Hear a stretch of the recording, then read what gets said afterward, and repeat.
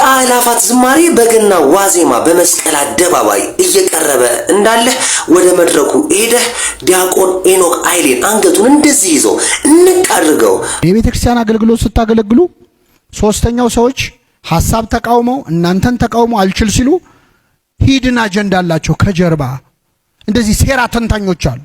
የጌታችን ልደት በምስጋና የምናከብርበት የአእላፋት ዝማሬ ዘንድሮ ከወትሮ በተለየ ለመጀመሪያ ጊዜ በመስቀል አደባባይ የሚደረግ ይሆናል። ልብ በል፣ በመስቀል አደባባይ የሚደረግ ይሆናል። እርሶም በልዩ ሁኔታ ለሚቀርበው ለዚህ ዝግጅት የገቢ ማሰባሰቢያ እንዲሆን ባዘጋጀነው የልዩ እንግዶች የራት ግብዣ ላይ እንዲገኙልን በአክብሮት ጠርተኖታል። አገልግሎቱን ለመደገፍ የመግቢያው ዋጋ 20,000 ብር ነው። የ2018 የአእላፋት ዝማሬ የቪአይፒ እንግዶች ቆራቢያን እንዲሆኑ ሐሳብ አለን። ተበልና እግዚአብሔር ተገብረት መንፈሳዊት ይእቲ ማርያም። ሰላም እግዚአብሔር ቤተሰቦች እናታችን የቅድስት ድንግል ማርያም ወዳጆች እንደምቆያችሁ እንደምስከሳደረሳችሁ እኔ አለው እግዚአብሔር ይመስገን። ለዚህ የዩቲዩብ ቻናል አዲስ የሆናችሁ እኔ ሶስና ካሱ ባላለው የተዋሕዶ ቤተሰብ የሚል የዩቲዩብ ቻናል ነው። ቻናላችንን ሰብስክራይብ ያደረጋችሁ ቤተሰብ መሆን ትችላላችሁ። ሰብስክራይብ አድርጋችሁ የምትመለከቱ እግዚአብሔር ያክብርልኝ። ቪዲዮንም ከመጀመራችሁ በፊት ላይክ እንዲሁም ሐሳብ አስተያየታችሁን በጨዋነት ኮሜንት ላይ ስለምታስቀምጡልኝ እጅግ አድርጌ አመሰግናለሁ። ለዛሬ ያስኩላችሁ ቪዲዮ ከፊታችን የገና በዓል አለና የገና ዋዜማ ላይ ደግሞ የአእላፋት ዝማሬ በከተሞች እንዲሁም ደግሞ በተለየ ሁኔታ አዲስ አበባ ላይ ይከበራል። የዘንድሮ የአእላፋት ዝማሬ የሚከበረው ወይም ደግሞ የሚዘመረው መስቀል አደባባይ ላይ ነውና እስከዛሬ ድረስ ያልተፈቀደ መስቀል አደባባይ እንዴት ዘንድሮ ተፈቀደ የሚለውን እናያለን። እንዲሁም ደግሞ የአእላፋት ዝማሬን አዘጋጅ መምህራችን ዲያቆን ኤኖክ ኃይሌ በጣም ብዙ ትችቶች ገጥመውታልና እነዛ ትችቶች ምንድናቸው? ለነሱስ የተሰጠ ምላሽ አለ? እነሱን እንከታተላለን። ቪዲዮ ለብዙ ሰዎች እንዲዳረስ ላይክ እና ሼር እያደረግን እንጀምር። ወደ ቪዲዮ። የአእላፋት ዝማሬ በገና ዋዜማ በመስቀል አደባባይ እየቀረበ እንዳለ ወደ መድረኩ ሄደህ ዲያቆን ኤኖክ ኃይሌን አንገቱን እንደዚህ ይዘው እንቅ አድርገው ለምንድን ነው በምስራቅ አርሲ ኦርቶዶክሳውያን እየተጨፈጨፉ ቤተክርስቲያን አዘን ላይ ባለችበት ወቅት ላይ የአእላፋት ዝማሬ ምናምን ብለህ የምታዘምርብን ለምንድን ነው ብለህ ብትጠይቀው ምን እንደሚል ታውቃለህ? እየዘመረን ያለ ነው ያልሞት ነው ያልተገደል ነው በምስራቅ አርሲ ስላሉልን ነው የሚልክ። ለማንኛውም መዝሙር ጥናቱ እንደቀጠለ ነው። በትላንትና ዕለት በጃንደረባው ሚዲያ የዩቲዩብ ቻናል ላይ እግዚአብሔርን አመስግኑት ስራው ግሩም ድንቅ ነው በሉት የሚለው ዝማሬ ተለቋል። ወገን እያጠናችሁ ታኅሳስ 28 እየደረሰ ነው። የዛን ሰው ይበለን። የአዲስ አበባ አስተዳደር ነው የከፈለው። የሰሩት ፕሮቴስታንቶች ናቸው። መድረኩን ያቋቋሙት ፕሮቴስታንቶች ናቸው። ቶፕ ቪው ቀረጻ የሚካሄደው ለዓለም መንግስታት ነው። ክርስቲያኖች በተጨፈጨፉ ማግስት የሚመጣ ነው። እዚህ ላይ በኢትዮጵያ ውስጥ የኢትዮጵያ ሰንደቅ ዓላማ የለም፣ ተመልከተው። የቤተ ክርስቲያኒቷ ሰንደቅ ዓላማ የለም፣ ተመልከተው። ምክንያቱም አውደም ስቴጁን የሚሰሩት ሰዎች ኦርቶዶክሳውያን አይደሉም። ሌላ መኒ ላውንደሪንግ አለ። አሁን ኤኖክ ኃይሌ ቀሲስ ሳሙኤልንና ዘመድኩንን ሳልበቀል እንዳልሞት እያለ ነው የሚለው። ከጎጃም የቅባት ባለሀብቶችና ከትግሬ የወያኔ ባለሀብቶች ጋር ሆኖ የሚሰሩትን መኒ ላውንደሪንግ ልንገር። አሁን ለዚህ ዝግጅት ተብሎ የተዘጋጀውን አንድ ሰርተፍኬትና የመግቢያ ዋጋውን ላሳየህ። የገቡት የጎጃም የቅባት ባለሀብቶችና የትግራይ ባለሀብቶች ናቸው። አንጣ ትኬቱን ላሳየህ። የቅድሙን ትኬት አምጣልኝ። ተመልከት። ጃንደረባው የሚመራኝ ሳይኖር ይህ እንዴት ይሆንልኛል አለው ይልና ይቀጥላል። የጌታችን ልደት በምስጋና የምናከብርበት የአእላፋት ዝማሬ ዘንድሮ ከወትሮ በተለየ ለመጀመሪያ ጊዜ በመስቀል አደባባይ የሚደረግ ይሆናል። ልብ በል፣ በመስቀል አደባባይ የሚደረግ ይሆናል። እርሶም በልዩ ሁኔታ ለሚቀርበው ለዚህ ዝግጅት የገቢ ማሰባሰቢያ እንዲሆን ባዘጋጀነው የልዩ እንግዶች የራት ግብዣ ላይ እንዲገኙልን በአክብሮት ጠርተኖታል። አገልግሎቱን ለመደገፍ የመግቢያው ዋጋ 20,000 ብር ነው። ያው እንግዲህ ተከታትለን እንደተመለስነው ነው ዘመድኩን በቀለ ብዙ ጊዜ እንግዲህ የአእላፋት ዝማሬን ሲቃወም ነውና ምን ሰማው። ዘንድሮ ደግሞ በአርሲ ወገኖቻችን በደረሰው ነገር ሁላችንም የምንሰማው ነው ያየነው ነው። እስከዛሬም ድረስ ደግሞ የሚደረገው ድርጊት አለና ግድያው አልቆመም።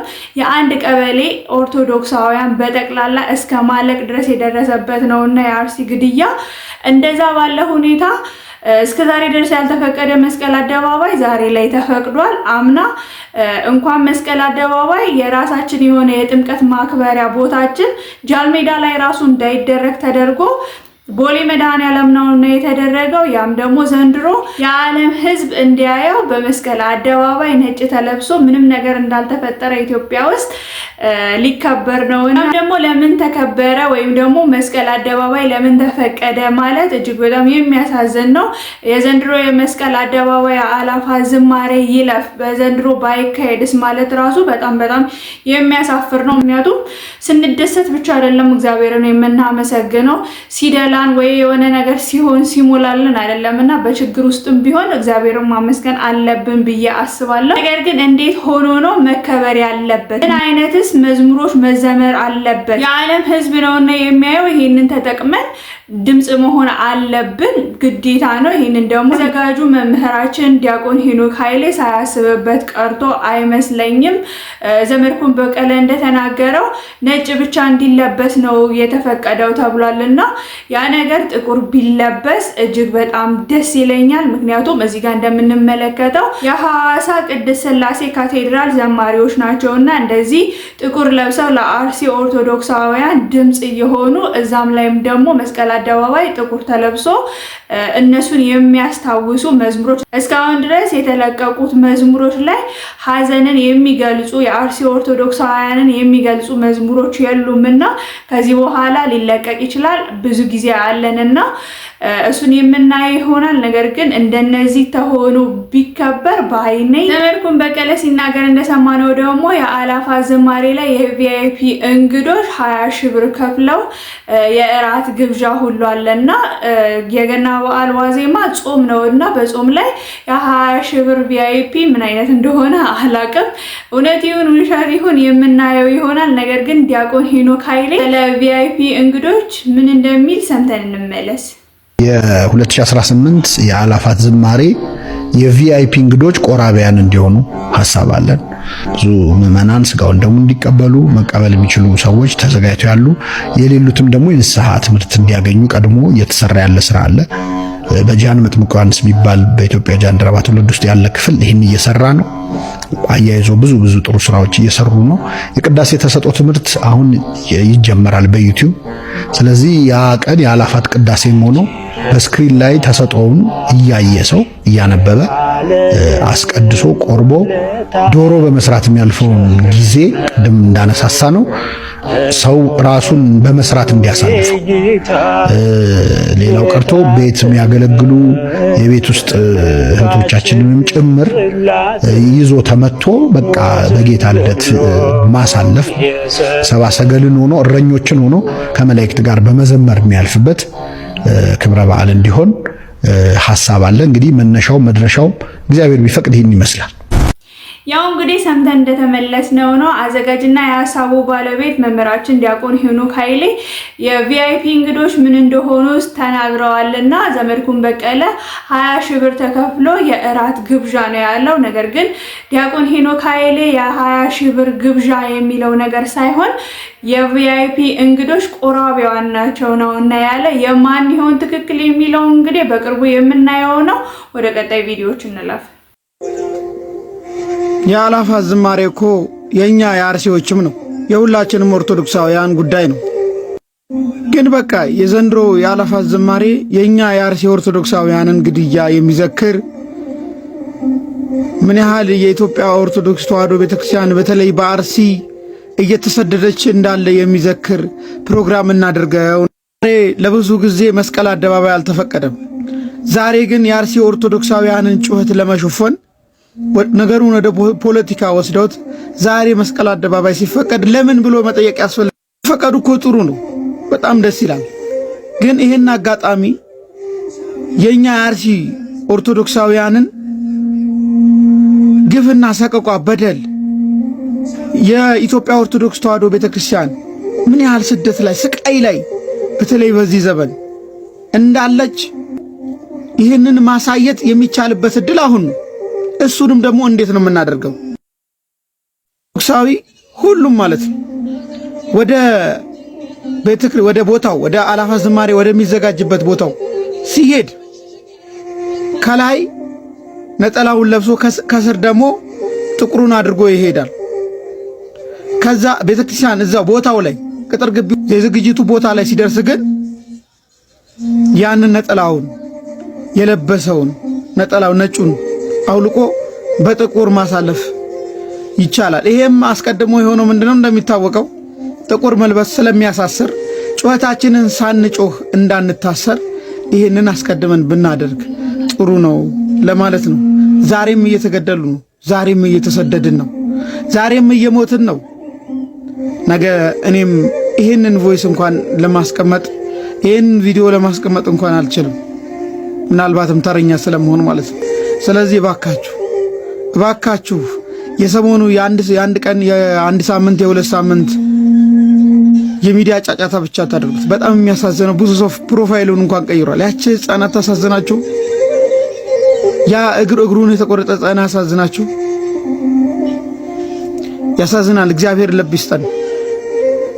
በፍጹም አጀንዳችሁን አቀይሩ እባካችሁ። ያው እንግዲህ ወንድማችንን ተከታትለን እንደተመለስነው ነው። እጅግ በጣም ጠቃሚ መረጃ ነው እና ያስተላለፈው የአርሲ ግድያ እስከዛሬ ድረስም አልቆመም። ያንን ደግሞ ድምጽ ለመሆን ጥቁር መልበስ ወይም ደግሞ ጥቁር ለብሶ አላፋ ዝማሬ ላይ መገኘት ስለማይቻል ከውስጥ ጥቁር ለብሰን ከላይ ደግሞ ነጩን ለብሰን እዛ ላይ ነጩን አውልቀን ድምጽ ለአርሲ ኦርቶዶክሳውያን ብንሆን ይህንን አጋጣሚ በመልካም አጋጣሚ ብናየው የሚል መልእክት ነው እና ያስተላለፈው።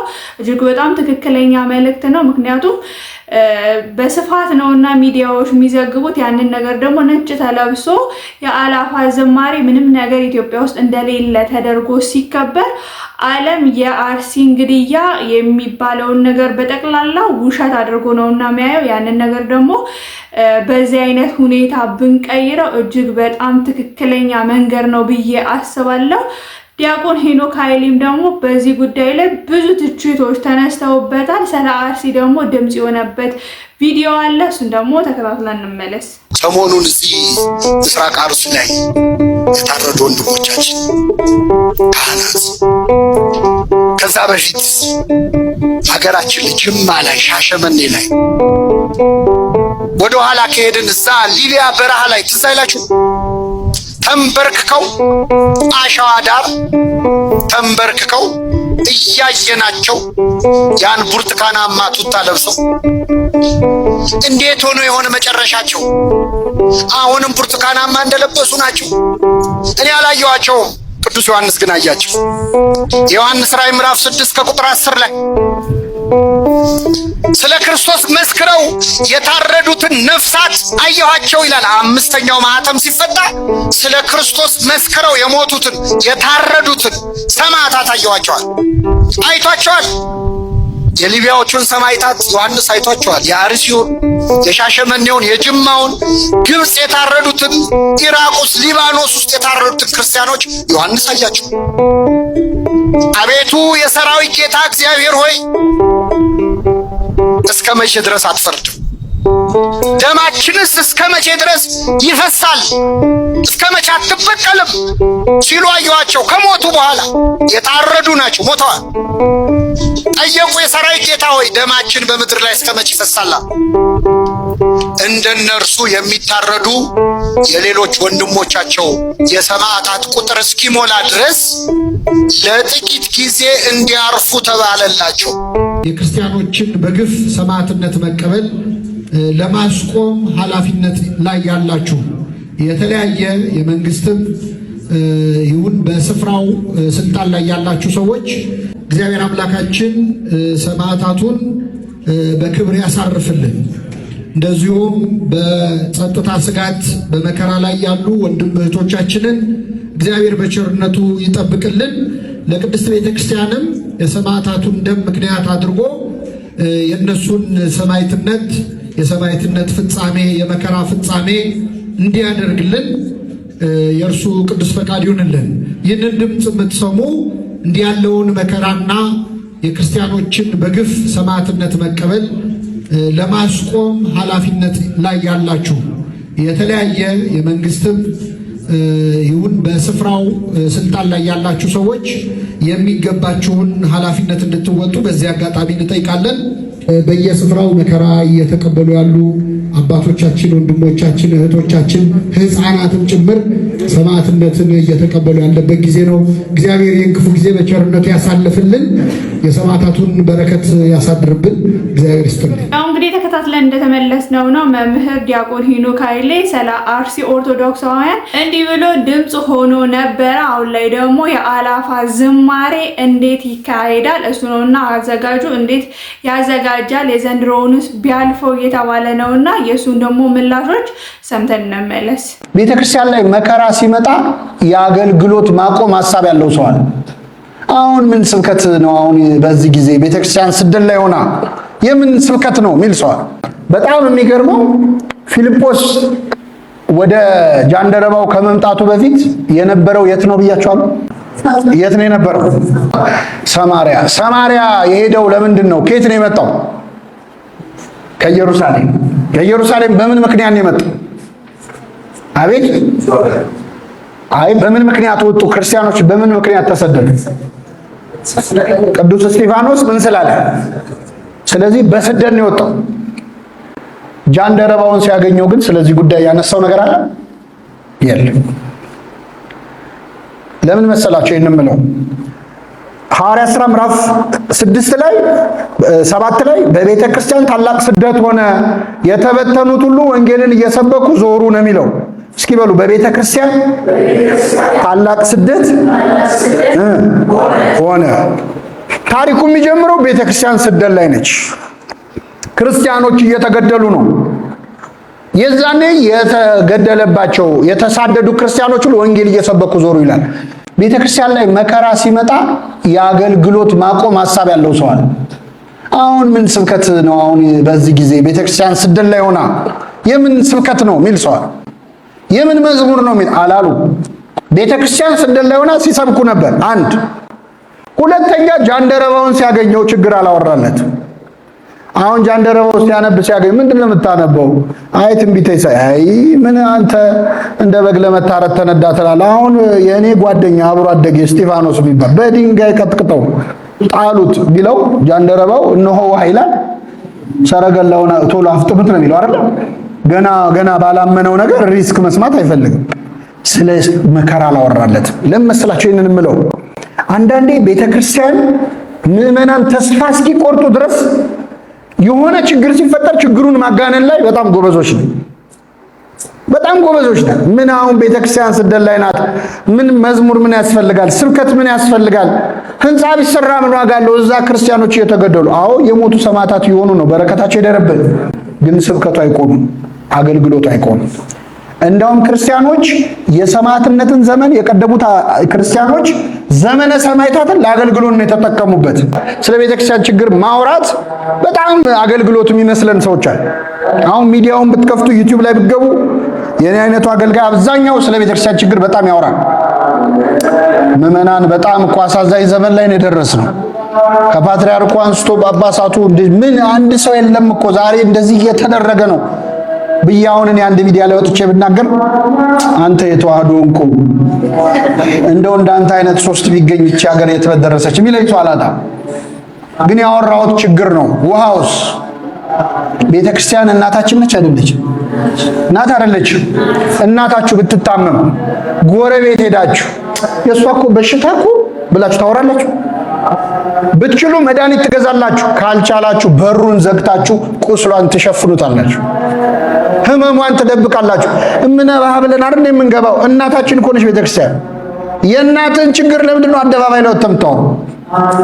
ከቻልክ ማከም ነው፣ አለዚያ ዝም ማለትም ትብብር ነው። ቢያንስ አትስደባት። በጣም አሁን የተቸገርነው እንደ ጀግና ያስቆጥራል መሳደብ። በተለይ ቤተክርስቲያንን ማቃለል እንዲህ እኮ ስለሆነ ነው እንዲህ ስለሆነ ምን እናድርግ? ራሳችንን እናጥፋ? ሀገር ለቀን እንውጣ? ምንድነው ሐሳቡ? እነሆ ውሃ። ስለዚህ ይኸውላችሁ እቺን ተክዬ ቤት ደስ ይለኛል። ከዚህ በኋላ ስብሰባ ላይ ሰው ችግር ሲያወራ ነካ አርጉትና ወደ ውሃው ገባ በሉት። እሺ የሚከለክለኝ ምንድነው? ገብቶናል። ውሃው ምንድነው? ያው እንግዲህ ተከታትለን እንደተመለስነው ነው የአርሲ ኦርቶዶክሳውያን እየተገደሉ የአርሲ ኦርቶዶክሳውያን እያለቁ እንዴት ዝማሬ ይቀጥላል እንዴት ይዘመራል ለሚሉ ኦርቶዶክሳውያን ወይም ደግሞ ትችትን ለሚያነሱ ሰዎች ነውና ይሄ ነው ሊሆን የሚችለው የዲያቆን ሄኖክ መልስ። ምክንያቱም እግዚአብሔርን የምናመሰግነው ሲሞላልን ወይም ደግሞ ስንደሰት አይደለምና በችግራችንም ውስጥ ሆነን እግዚአብሔርን ማመስገን አለብን ብዬ አስባለሁ። ዝማሬው ይቁም ወይም ደግሞ በዚያ ዓመት ዝማሬው ባይዘመርስ የሚለው ነገር የህፃን ልጅ አስተሳሰብ ነው ብዬ ነው ማስበው። ነገር ግን በዝማሬው ላይ ምን አይነት ዝማሬዎች ይካተቱበት እናም ደግሞ ዝማሬው ሲዘመር ምን አይነት ልብስ ይለበስ የሚለው ነገር ሊታሰብ ይገባዋልና እዚህ ጋር ቅድምም እንዳሳየዋችሁ እንዲታ ሆኖ ቢለበስ እናም ደግሞ የአርሲ ኦርቶዶክሳውያን የሚያስታውስ አይነት ዝማሬዎች ቢዘመሩ እጅግ በጣም ደስ የሚል ነው። ምክንያቱም ይሄን የመሰለ እድል መስቀል አደባባይ እስከዛሬ ድረስ ያልተፈቀደ ዘንድሮ ላይ ተፈቅዷልና ይሄን የመሰለ እድል ተገኝቶ ለአርሲ ኦርቶዶክሳውያን ትክክለኛ ድምጽ የመሆኛ ጊዜ ነውና ይሄንን ደግሞ ሊያስቡበት ይችላሉ ብዬ አስባለሁ። በመጨረሻም ከጃንደረባው ስለ አላፋ ዝማሬ የተሰጠ መግለጫ አለ። እሱን ተከታትለን እንመለስ። የኢትዮጵያዊው ጃንደረባ ትውልድ በአዲስ አበባና በድሬዳዋ ከተማ የሚያዘጋጀው የ2018 ሶስተኛው የአላፋት ዝማሬ መርሃ ግብር ታህሳስ 28 ቀን 2018 ዓመተ ምህረት በአዲስ አበባ መስቀል አደባባይና በድሬዳዋ ለጋር አደባባይ ከቀኑ 10 ሰዓት ጀምሮ እንደሚካሄድም በዚሁ ለማሳወቅ እንወጣ።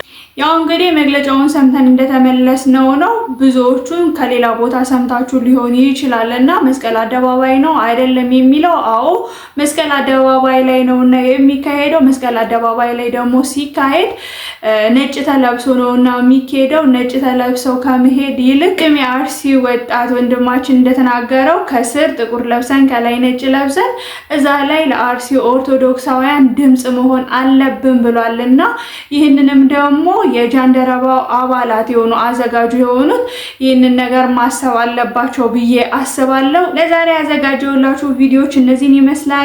ለብዙዎች እንዲዳረስ ላይክ እና ሼር እያደረጋችሁ ለብዙዎች እንድታዳርሱ በትህትና ጠይቃችኋለሁ። ሐሳብ አስተያየት ካላችሁ ኮሜንት ላይ እንድታስቀምጡልኝ። በሌሎች አስተማሪ ቪዲዮዎች እስከምንገናኝ ሰላም እግዚአብሔር ከሁላችን ጋር ይሁን። ሰላም ቆዩልኝ። እንተ በሊና እግዚአብሔር ተገብረት መንፈሳዊት ይእቲ ማርያም